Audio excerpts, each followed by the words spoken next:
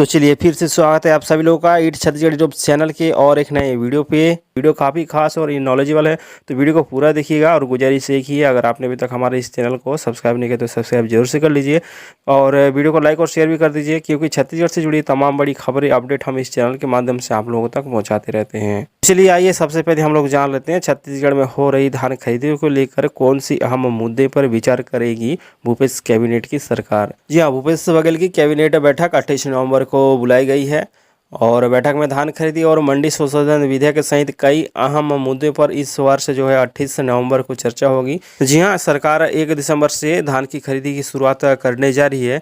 इसकी तैयारी को लेकर सरकार को कोई कमी नहीं छोड़ना चाहती। किसान और धान के मुद्दे को लेकर सरकार लगातार सजग रहा है और इसी की तैयारी पर मंत्रियों से विशेष चर्चा होगी 28 नवंबर को भूपेश बघेल की कैबिनेट की बैठक पर।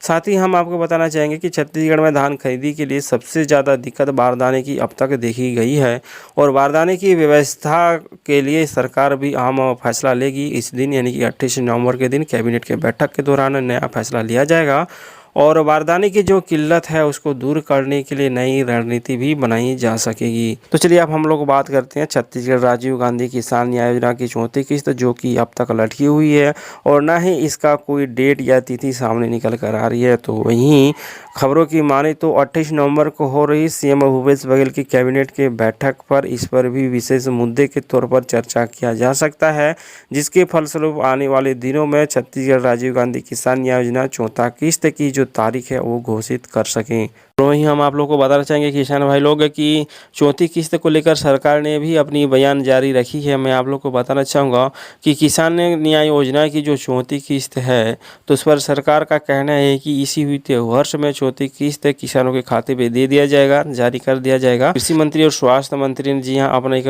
बयान में कहे कि इसी वित्तीय वर्ष पे छत्तीसगढ़ के किसानों को उनका जो न्याय योजना है राजीव गांधी किसान न्याय योजना का जो 34 किस्त है उनके खाते पर जमा कर दिया जाएगा। पर अगर इसी वित्तीय वर्ष की अगर हम बात करें तो वित्तीय वर्ष होता है किसान भाइयों 31 मार्च 2021 को होगा, वहीं 1 अप्रैल से शुरू होता है नया वित्तीय वर्ष।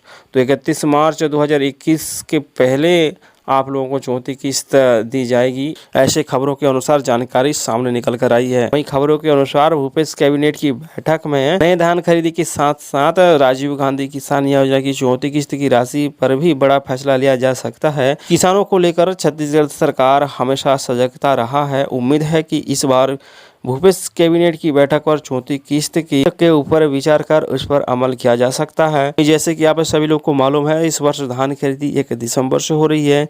इसी के मद्देनजर पिछले वर्ष के बचे 34 किस्त की भुगतान भी हो जानी चाहिए, पर इस पर सरकार की फैसला आने का सबका इंतजार रहेगा कि कब 34 किस्त को भुगतान कर रही है छत्तीसगढ़ सरकार। छत्तीसगढ़ में बहुत सारे किसान खरीफ की फसल की कटाई के बाद अब रबी की तैयारी चल रही है। ऐसे में पैसों की सख्त जरूरत किसानों को हो रही है, क्योंकि खाद बीज कृषि यंत्र समेत कई अन्य तैयारियां करनी होती है। तो फिलहाल 34 किस्त का फैसला 28 नवंबर भूपेश कैबिनेट की बैठक के बाद आ सकता है। हालांकि सरकार का कहना है कि इसी वित्तीय वर्ष में 34 किस्त जारी हो जाएगी, पर एक निश्चित तिथि या फिर समय सरकार द्वारा अभी तक जारी नहीं किया गया है 34 किस्त को लेकर। कि 28 नवंबर सीएम भूपेश बघेल की कैबिनेट की बैठक पर धान खरीदी, मंडी संशोधन समेत कई अन्य मुद्दों पर चर्चा होगी।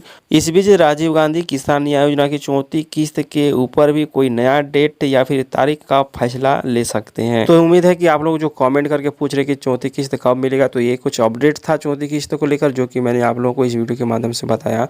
तो चलिए आगे बढ़ते हैं और दूसरी बड़ी जो अपडेट है 28 नवंबर को सीएम भूपेश बघेल की कैबिनेट पर होने वाली है कि मंडी संशोधन जो बिल है, जो विधेयक है अब तक अटका हुआ है। तो क्या है मामला, चलिए आगे जानते हैं। जी हाँ, हम आपको बताना चाहेंगे मंडी पर नियंत्रण के लिए राज्य सरकार ने पिछले महीने विशेष सत्र पारित किए और उस पर कृषि उपज मंडी संशोधन विधेयक पर राज्यपाल अनुसुईया उइके ने हस्ताक्षर नहीं किए थे।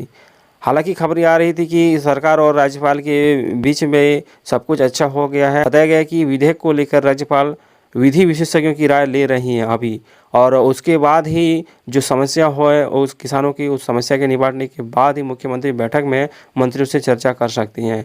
अब तक जो है अटकी हुई है मंडी संशोधन विधेयक छत्तीसगढ़ का, क्योंकि दूसरी ओर जो किसान महासंघ है उनका भी कहना है कि जो पंजाब की तर्ज पर जो नियम है उसको लागू करना चाहिए था। बिचौलियों को कड़ी सजा का प्रावधान होना चाहिए था और समर्थन मूल्य की गारंटी होनी चाहिए थी। तो खबर के अनुसार ये जो मुख्य महत्वपूर्ण तमाम बिंदु थे नई विधेयक पर नहीं होने की वजह से, तो इसलिए अटकी हुई है नया मंडी संशोधन विधेयक।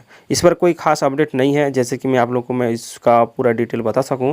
हाँ तो किसान भाइयों, इस बीच में आप लोग को और एक अपडेट बताना चाहूँगा कि 21 से 30 दिसंबर के बीच में शीतकालीन सत्र शुरू हो रहा है विधानसभा का। जी हाँ, विधानसभा के शीतकालीन सत्र की अधिसूचना जारी हो गई है।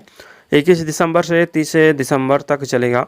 इस सत्र में हंगामे होने के जोरदार आसार हैं।